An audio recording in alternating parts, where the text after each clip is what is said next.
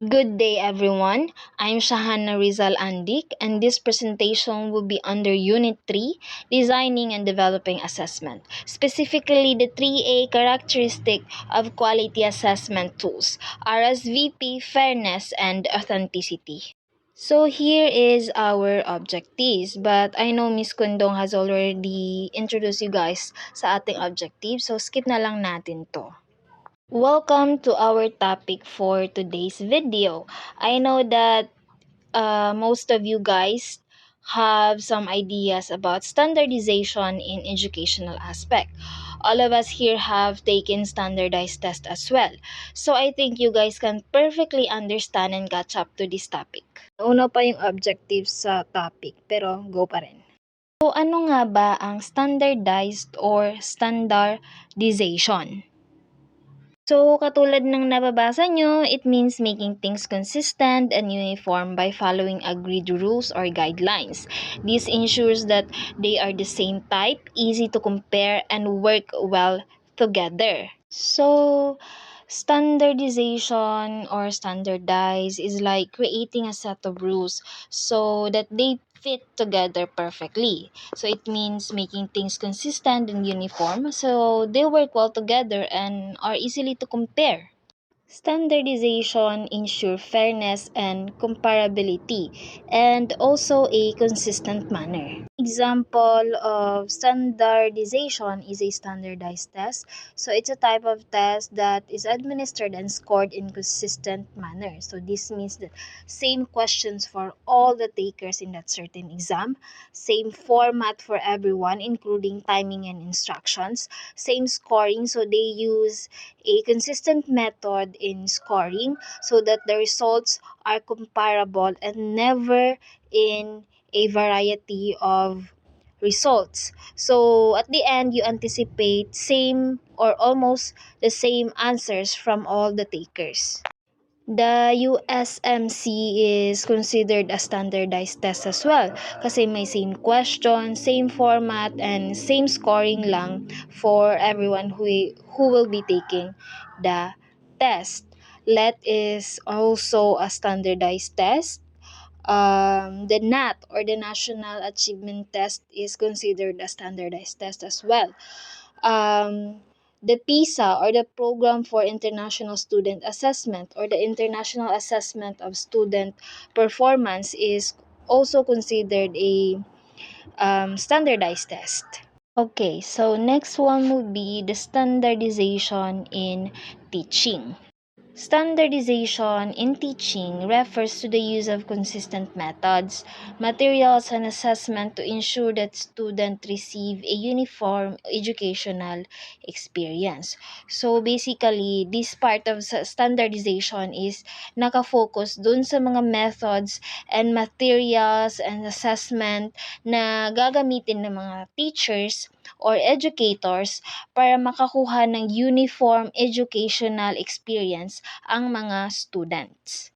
Katulad na lang ng sa matatag curriculum. So, the matatag curriculum establish a set of common standardized learning goals and also competencies across the nation, so which ensure that lahat ng Pilipino na nag-aaral o lahat ng Filipino learners receive a consistent quality of education and develop similar core scientific skills regardless of their locations. Mga sinabi ko kanina, only focus on how good standardization is.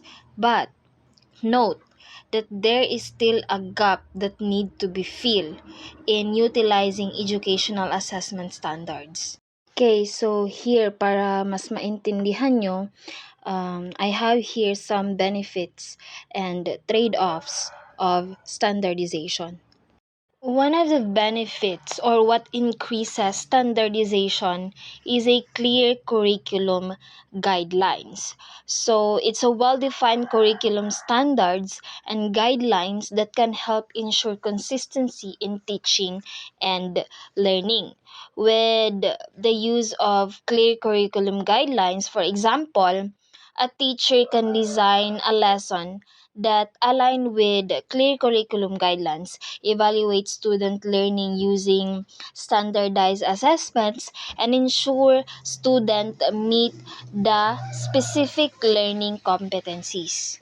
Next one is the common learning objectives. So this common learning objectives is applied to everyone. Let's say for example, every school that is under the Matatag curriculum is ina-apply sa kanila itong common learning objectives na to. So it can help to ensure that students across different classrooms or schools or even districts are working to achieve the same goals. And these goals are strictly enforced sa mga educator to be followed. The last one will be the collaboration among teachers. Of course, if teachers have, different experiences throughout their professional years, they can create a teaching method and assessment with consistency.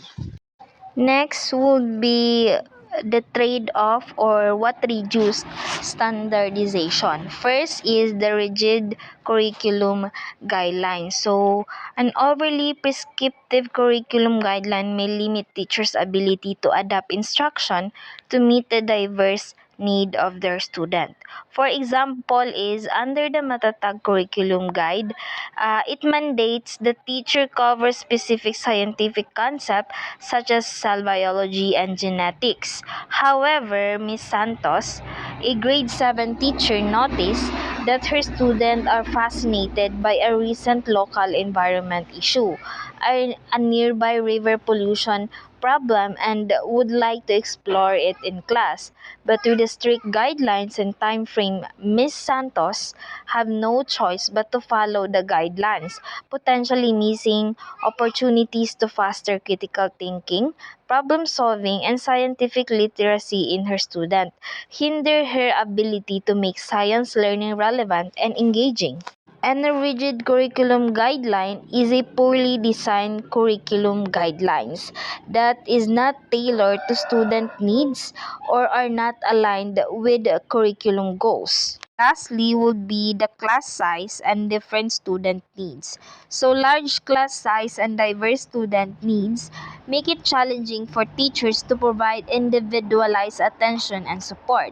Example is a scenario. There are 40 students in one class. With the diverse learning needs, some students struggling with basic math concept while others are advanced and need more challenging material. What increases or reduces standardization is not limited dito lang sa mga binigay ko. So, there are a lot of factors as well, but pinili ko lang to. You guys can venture more on it kung gusto nyo. So this will be our activity for this topic. Identify which of the following assessments are standardized and not.